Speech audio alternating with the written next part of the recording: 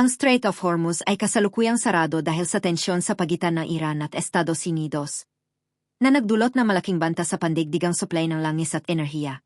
Ang pagsasaan nito ay nagiging sentro ng krisis, dahil halos 1/4 na seaborne crude oil na mundo ay dumadaan dito. Bakit mahalaga ang Strait of Hormuz?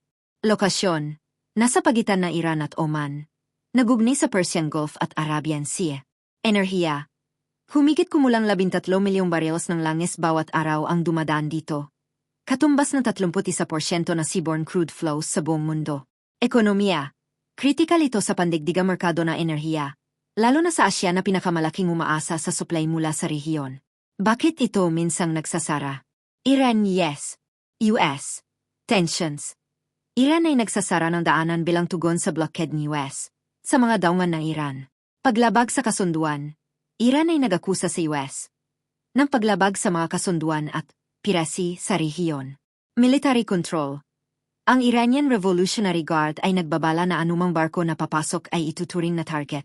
Epekto ng pagbubukas at pagsasara: kapag bukas, malaya ang daloy ng langis at kalakal, nakakatulong sa stabilidad ng pandigdigang merkado.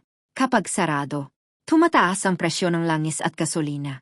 Nagkakaroon ng kakulangan sa enerhiya lalo na sa Asya. Lumalala ang tensyon sa gitnang silangan na maaari magdulot na mas malawak na sigalot. Konklusyon: ang Strait of Hormuz ay bukas at sarado depende sa politika at tensyon militar. Kapag ito'y isinara ng Iran, nagiging sandata ito laban sa US at sa pandigdigang merkado na enerhiya. Kapag naman ito'y bukas, nakakatulong ito sa tuloy-tuloy na daloy na langis na kritikal sa ekonomiya ng maraming bansa.